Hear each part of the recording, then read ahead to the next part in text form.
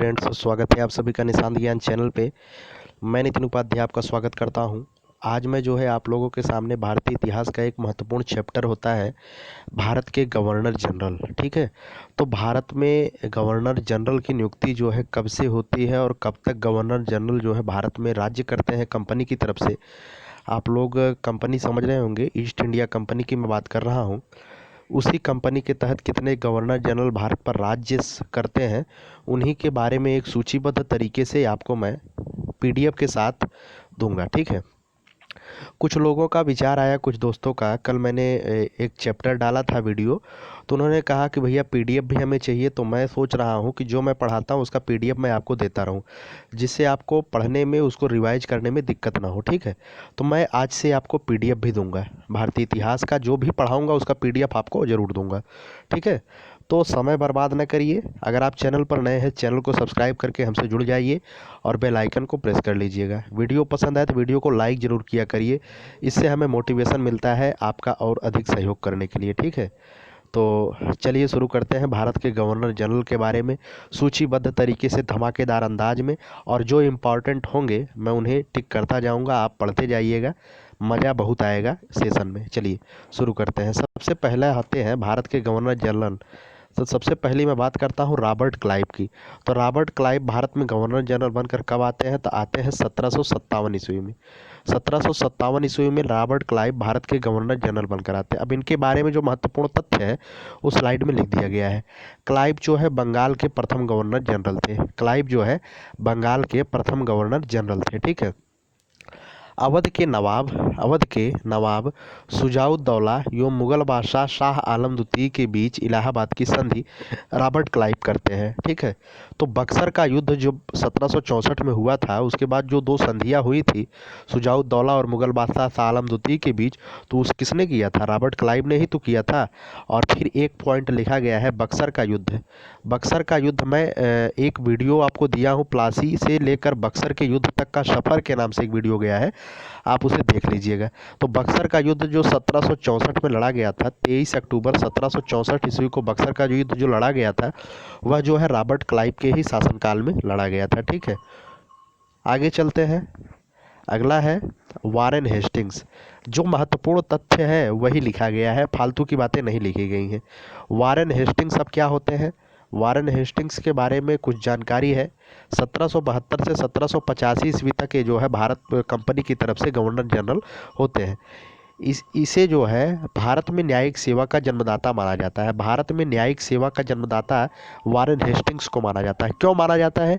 क्योंकि जो regulating act पारित हुआ था 1773 ईस्वी में, रेगुलेटिंग एक्ट कब पारित हुआ था? 1773 ईस्वी में। इसी एक्ट के तहत कलकत्ता में एक सुप्रीम कोर्ट की स्थापना की गई थी। कलकत्ता में एक सुप्रीम कोर्ट की स्थापना की गई थी और इसके मुख्य न्यायाधीश एलिजा इम्पे थे। कौन थे?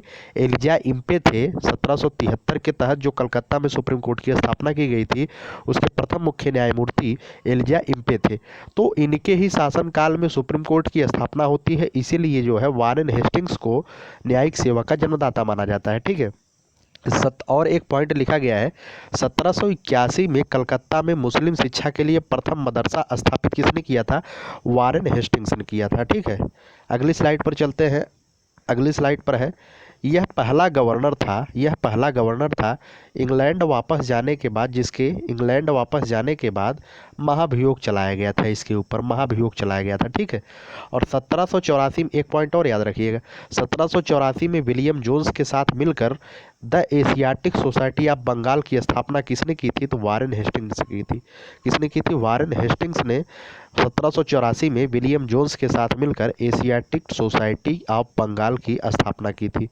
उम्मीद करता हूँ आपको समझ में आ गया होगा। देखिए, आप टेंशन मत लीजिए, मैं आपको पीडीएफ दे दूंगा, आप आसानी से इसे पढ़ लीजिएगा मन लगा करके।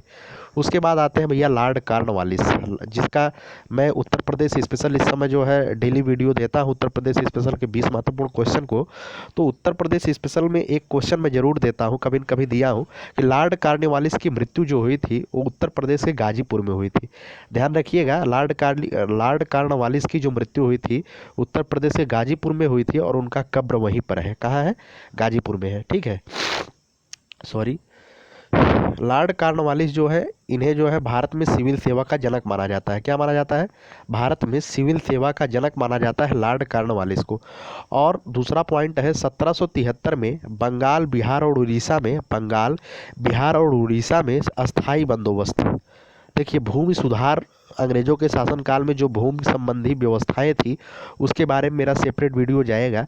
इसमें मैं डिटेल में भूमि सुधार, भूमि व्यवस्था की विस्तृत चर्चा नहीं करूंगा, ठीक है, नहीं तो वीडियो लंबी हो जाएगी, आप लोग बीच में छोड़ के वीडियो चले जाएंगे, देखेंगे नहीं, ठीक।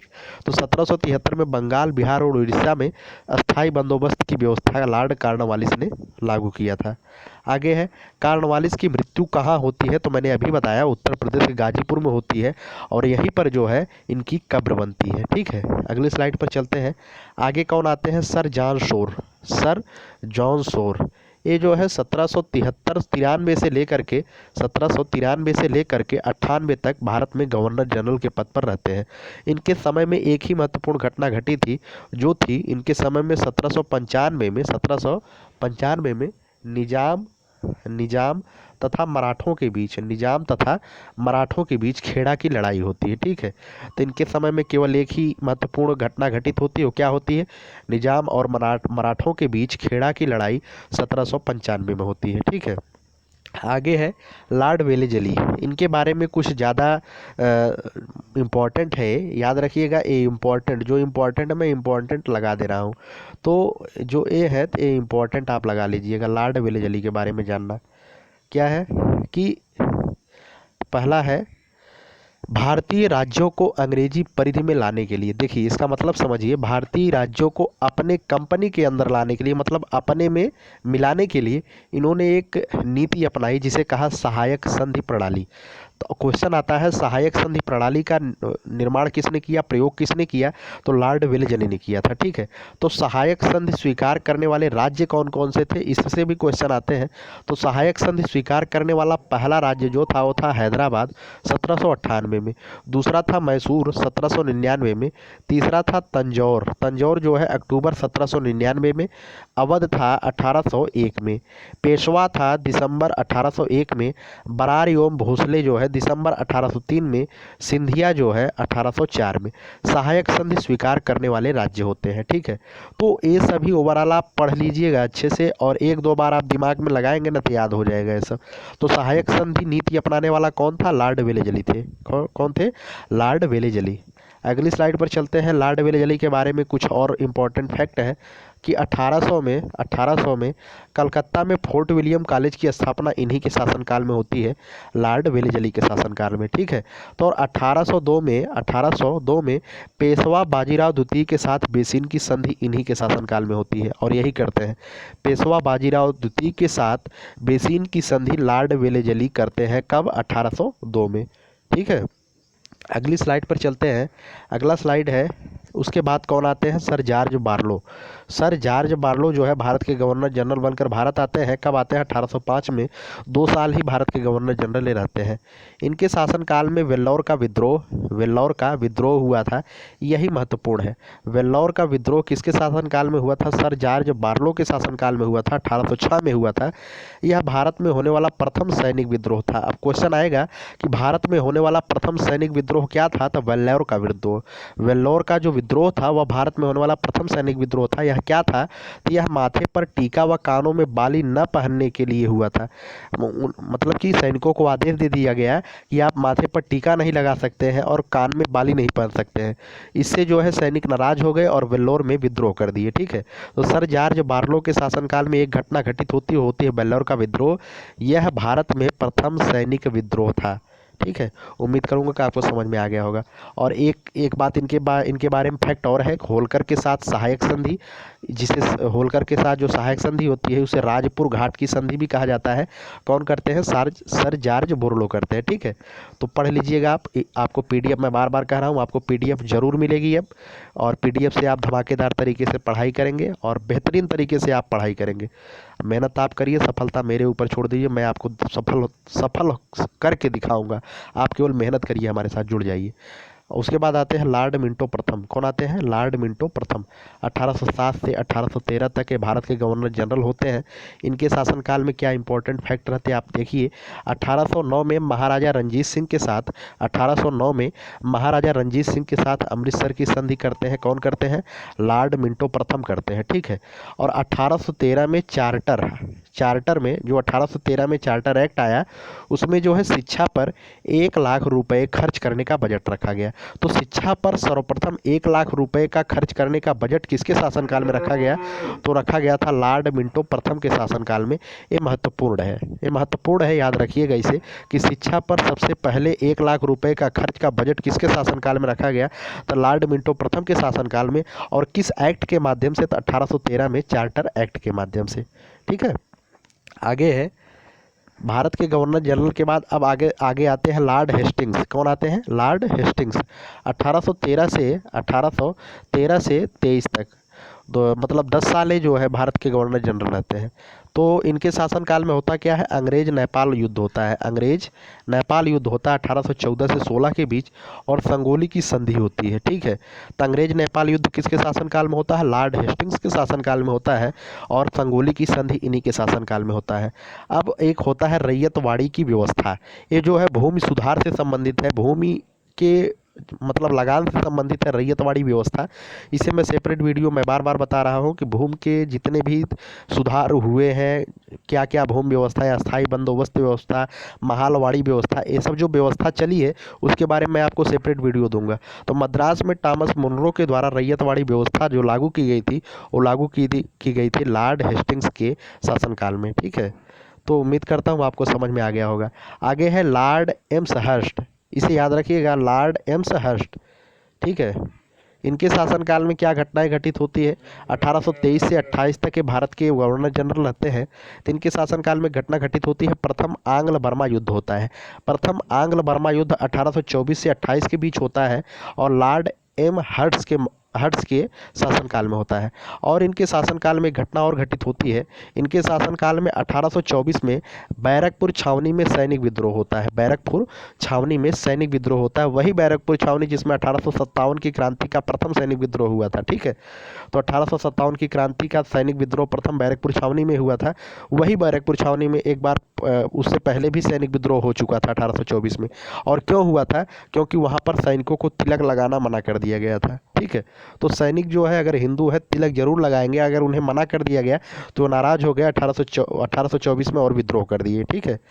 तो लॉर्ड एमहर्स्ट के शासनकाल में ऐसा होता है। अगली स्लाइड पर चलते हैं, लॉर्ड विलियम बेंटिंग। इसे भी आप इम्पोर्टेंट लगा लीजिएगा, इसे भी आप इम्पोर्टेंट लगा लीजिएगा। लॉर्ड विलियम बेंटिंग, इनसे भी क्वेश्चन ज़्यादा पूछा जाता है। तो सबसे पहला है 1828 से 35 तक के भारत के गवर्नर जनरल रहते हैं। राजा राम मोहन राय के सहयोग से बेंटिंग ने सती प्रथा का उन्मूलन किया था। तो राजा राम मोहन राय के सहयोग से लॉर्ड विलियम बेंटिंग ने सती प्रथा का उन्मूलन किया था। और सती प्रथा का उन्मूलन कब किया था अगर इसकी बात की जाए तो कि सती प्रथा का उन्मूलन इन्होंने कब किया था, ठीक है। अगर सती प्रथा के उन्मूलन की बात की जाए तो इन्होंने कब किया था? तो किया था 1829 ईस्वी में। कब किया था? 1829 ईस्वी में इन्होंने सती प्रथा का अंत किया था। आगे है रंजीत सिंह के साथ निरंतर मित्रता की संधि की थी। रंजीत सिंह के साथ इनके जो है मित्रवत व्यवहार थे। आगे है इनके शासनकाल में लॉर्ड मैकाले की सिफारिशों के बाद अंग्रेजी शिक्षा का माध्यम स्वीकार किया गया था। अब देखिए लॉर्ड मैकाले की बात मैं करूं तो लॉर्ड मैकाले जो है भारत देश में अंग्रेजी शिक्षा के जन्मदाता माने जाते हैं। लॉर्ड मैकाले के ही सिफारिश के बाद भारत में अंग्रेजी शिक्षा का माध्यम स्वीकार किया गया था। यह किसके शासनकाल में हुआ था? लॉर्ड विलियम बेंटिंग के शासनकाल में। याद रखिएगा, इंपॉर्टेंट है लॉर्ड विलियम बेंटिंग। 1828 से लेकर के 1835 तक भारत के गवर्नर जनरल रहते हैं, ठीक है। आगे चलते हैं, अगली स्लाइड पर चलते हैं। अगला स्लाइड है चार्ल्स मेटकाफ। अब देखिए महत्वपूर्ण है चार्ल्स मेटकाफ। इनके बारे में केवल एक ही फैक्ट पूछा जाता है कि भारतीय प्रेस के मुक्तिदाता के रूप में किसे जाना जाता है? तो भारतीय प्रेस के मुक्तिदाता के रूप में जाना जाता है चार्ल्स मेटकाफ को। अब देखिए एक ही वर्ष ये जो है भारत के गवर्नर जनरल रहते हैं 1835 से 36 के बीच, उसी दरमियान इन्होंने भारतीय प्रेस को मुक्त कर दिया था। मतलब इसका मतलब क्या हुआ, इससे पहले जो है भारतीय प्रेस पर अनेक पाबंदियां लगाई गई थी। कहीं कोई पाबंदी लगाई गई थी कि आप मान्यता लीजिए, आप लाइसेंस लीजिए, ऐसी ऐसी बातें थी। तो वो चार्ल्स मेटकाफ जब आए थे तो भारतीय प्रेस को पूर्ण रूप से मुक्त कर दिए थे, आप भैया आप अपना काम आसानी पूर्वक कर सकते हैं, ठीक है। तो चार्ल्स मेटकाफ को इसी वजह से भारतीय प्रेस का मुक्तिदाता माना जाता है। आगे है लॉर्ड ऑकलैंड। अब लॉर्ड ऑकलैंड के बारे में क्या बातें हैं। लॉर्ड ऑकलैंड जो है 1836 से 1842 तक भारत देश में गवर्नर जनरल के रूप में रहते हैं। तो इनके शासनकाल में जो महत्वपूर्ण घटनाएं घटित होती हैं वो क्या होती हैं। प्रथम आंग्ल अफगान युद्ध होता है। प्रथम आंग्ल अफगान युद्ध होता है 1836 से 42 के। योम ग्वालियर के साथ 1843 में युद्ध होता है। ग्वालियर के साथ 1843 में युद्ध होता है। और प्रथम आंग्ल अफगान युद्ध 1836 से 42 के बीच जो चलता है और लॉर्ड ऑकलैंड के ही शासनकाल में चलता है, ठीक है। और इन्होंने क्या किया था, लॉर्ड ऑकलैंड, ये इम्पोर्टेंट है कि इन्होंने ग्रांड ट्रक रोड का नाम रखा था। पहले इसका नाम था शेरशाह सूरी मार्ग, क्योंकि ग्रांड ट्रक रोड जो शेरशाह सूरी ने ही बनवाया था, तो पहले इसका नाम जायज़ सी बात है कि शेरशाह सूरी मार्ग होगा। लेकिन लॉर्ड ऑकलैंड ने इस मार्ग को ग्रांड ट्रक रोड कर दिया गया। ग्रांड ट्रक रोड, जिसे जीटी रोड बोलते हैं अब शॉर्ट फॉर्म में। तो ग्रांड ट्रक रोड का नाम जो है किसने रखा था, तो लॉर्ड ऑकलैंड ने रखा था। किसने रखा था, लॉर्ड ऑकलैंड ने रखा था, ठीक है। आगे है Lord Ellenborough. Lord Ellenborough, Lord Ellenborough जो थे 1842 से 44 तक, 1842 से 44 तक भारत के गवर्नर जनरल के रूप में रहते हैं। 1842 से 44 तक भारत के गवर्नर जनरल के रूप में लॉर्ड एलेनबरो रहते हैं। अब इनके बारे में कुछ इंपॉर्टेंट फैक्ट है जो आपको जानना जरूरी है। 1843 में दास प्रथा का उन्मूलन किसने किया था, तो लॉर्ड एलेनबरो ने किया था। लॉर्ड एलेनबरो ने 1843 में दास प्रथा का उन्मूलन किया था। दास प्रथा का मतलब कोई किसी व्यक्ति को खरीद लेता था, किसी गरीब व्यक्ति को कोई बड़ा आदमी खरीद करके उसे आजीवन बंधक बना करके बधुआ मजदूरी करवाता था, उसे कहते थे दास प्रथा। इसका कार्यकाल जो है कुशल अकर्मण्यता का नीति का काल कहलाता है। याद रखिएगा, इसका कार्यकाल क्या कहलाता है, कुशल अकर्मण्यता की नीति। कुशल अकर्मण्यता की नीति का काल कहलाता है लॉर्ड एलेनबरो का शासनकाल, ठीक है। इसके बाद कौन बनता है, उम्मीद करूंगा कि आप समझ गए होंगे। इसके बाद बनते हैं, एक बार आप देख लीजिए, उसके बाद ऑब्जेक्टिव बनाएंगे तो आसानी से आप बना ले जाएंगे। एक बार में नहीं समझ में आता है, दूसरी बार आप वीडियो को देखिए। 2 बार में नहीं समझ में आता है, 3 बार वीडियो को देखिए, आएगा तो ज़रूर। अगला है लॉर्ड हार्डिंग। ये भी इंपॉर्टेंट है, याद रखिएगा इसे। लॉर्ड हार्डिंग जो है 1845 से 48 के बीच भारत देश के वायसराय के पद पर रहते हैं। इनके शासनकाल में होता है प्रथम आंग्ल सिख युद्ध, लाहौर की संधि होती है। इनके शासनकाल में प्रथम आंग्ल सिख युद्ध होता है तथा लाहौर की संधि होती है। कब होती है, 1846 में होती है। और इनके शासनकाल में एक महत्वपूर्ण होता है उड़ीसा में खोड़ो समाज के बीच जो नरबली प्रथा थी उसको समाप्त किया गया है, ठीक है। उड़ीसा में खोड़ों के बीच प्रचलित नरबली प्रथा को समाप्त किया गया, ठीक है। तो आगे है, हार्डिंग ने रविवार की छुट्टी घोषित की थी। तो ये बहुत ज़्यादा पूछा जाता है कि रविवार की छुट्टी किसने घोषित की थी, तो लॉर्ड हार्डिंग ने घोषित की थी। किसने घोषित की थी, लॉर्ड हार्डिंग ने, ठीक है। और नरबली प्रथा का अंत किसने किया था, उड़ीसा में जो खोड़ो समाज के बीच प्रचलित था तो उसे अंत किया था लॉर्ड हार्डिंग ने, ठीक है। उम्मीद करता हूँ आपको समझ में आ गया होगा। आगे है लॉर्ड डलहौजी। इंपॉर्टेंट है लॉर्ड डलहौजी जो है इंपॉर्टेंट है, बेहद ही इंपॉर्टेंट, क्योंकि इन्होंने बहुत बड़े बड़े काम किए हैं। तो सबसे पहला पॉइंट है 1848 से 56 तक के भारत के वायसराय के गवर्नर जनरल के पद पर ये रहते हैं। होता क्या है, इन्होंने सबसे पहले भारत में इन्हें रेलवे का जनक माना जाता है। रेलवे का जनक इन्हें क्यों माना जाता है, क्योंकि इनके ही शासनकाल में 1853 में बम्बई से थाड़े के बीच रेलवे का संचालन होता है। सबसे प्रथम रेलवे का संचालन कहाँ होता है और किसके शासनकाल में होता है, तो मुंबई से थाड़े के बीच रेलवे का संचालन सबसे पहले होता है और लॉर्ड डलहौजी के शासनकाल में होता है 1853 में, ठीक है। याद रखिएगा इसे, वेरी वेरी इंपॉर्टेंट लगा दीजिएगा। 1854 में डाक टिकट प्रचलन, पहली बार सार्वजनिक निर्माण। 1854 में डाक टिकट का प्रचलन होता है, पहली बार सार्वजनिक निर्माण विभाग की स्थापना होती है तथा लोक शिक्षा विभाग की स्थापना जो है इनके ही शासनकाल में होती है, जो कि इम्पॉर्टेंट है, याद रखिएगा इसे। अगली स्लाइड पर चलते हैं। अगला स्लाइड है अगला स्लाइड है भारत में प्रथम टेलीग्राफ लाइन। देखिए ऐसे भी क्वेश्चन पूछे जाएंगे, लॉर्ड डलहौजी का ही है कि भारत में प्रथम टेलीग्राफ लाइन कब कब चली थी और किसके किसके बीच चली थी। तो भारत में प्रथम टेलीग्राम लाइन जो थी वो कलकत्ता और आगरा के बीच चलाई गई थी। 1853 में ही शुरू की गई थी। 1853 में ही शुरू की गई थी भारत में प्रथम टेलीग्राम लाइन। ठीक है। इसने जो है और एक काम किया था जो महत्वपूर्ण है, इसने शिमला को जो है ग्रीष्मकालीन राजधानी बनाया था। देखिए तत्कालीन भारत की राजधानी कहाँ थी तो आप जानते होंगे, कलकत्ता थी। शासन मतलब 1911 के पहले भारत देश की राजधानी कलकत्ता हुआ करती थी। तो कलकत्ता के अतिरिक्त जो है लॉर्ड डलहौजी ने शिमला को जो है भारत की ग्रीष्मकालीन राजधानी घोषित किया था। और इनके बारे में जो सबसे ज़्यादा इम्पोर्टेंट है व्यक्तिगत सिद्धांत की नीति। इसे जो है कहते हैं डॉक्ट्रिन ऑफ लैप्स। मतलब व्यक्तिगत सिद्धांत, हड़प लेने की नीति। ठीक है। तो इन्हें जो है क्या था, सबसे पहले इन्होंने किसे हड़पा था, मतलब हड़पते कैसे थे। कुशासन का आरोप लगा देते थे कि आपका राज्य अच्छे से नहीं चल रहा है। ये लगा देते थे कि आपके पास कोई पुत्र नहीं है तो आप जो है किसी दत्तक पुत्र को गोद लेकर के राज्य नहीं चला सकते हैं। तो ऐसे ऐसे कानून बना करके जो है भारत के अनेक राज्यों को इन्होंने कब्जा करने की कोशिश की और कब्जा किया भी। देखिए सबसे पहले जो है सतारा को जो है 1848 में कब्जा किया। उसके बाद जैतपुर और संभलपुर को 1849 में, उदयपुर को 1852 में, झांसी को 1853 में, नागपुर को 1854 में, कुशासन के आरोप में अवध को 1856 में कंपनी में मिला लिया। तो उस समय वाजिद अली शाह की मृत्यु हो गई थी। ठीक है। बिरजिस कादिर उनका पुत्र था जो बहुत छोटा था। तो बेगम हजरत महल जो है 1857 की क्रांति में अवध से जो है नेतृत्व करती हैं। 1857 की क्रांति पर मेरा सेपरेट वीडियो आएगा, उसे देख लीजिएगा आप। ठीक है। तो 1856 तक, ठीक है, लॉर्ड डलहौजी के शासनकाल तक भारत के गवर्नर जनरल होते हैं। उसके बाद होता क्या है, 1857 की क्रांति हो जाती है। 1857 की क्रांति के बाद जो भारत के गवर्नर जनरल होते हैं अब वायसराय कहलाने लगते हैं। तो उम्मीद करूंगा कि वायसराय का मैं वीडियो जो है अगले पार्ट में दूंगा। तो इस पार्ट में आपको भारत के गवर्नर जनरल के बारे में महत्वपूर्ण जानकारी प्राप्त हुई होगी।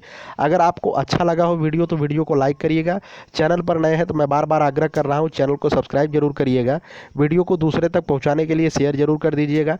मेरा उद्देश्य है कि हर कोई प्रतियोगी छात्र मेरे द्वारा चलाए गए अभियान से लाभान्वित हो, तब जा करके मैं ज़्यादा संतुष्ट होऊंगा। आप ऐसा करेंगे तो आपका बहुत बहुत धन्यवाद, आभार। वीडियो को पूरा देखने के लिए बहुत बहुत आपका धन्यवाद। ऐसे ही आप मुझे सपोर्ट करते रहें, मैं आपका सहयोग आजीवन आपके लिए करता रहूँगा। धन्यवाद आपका।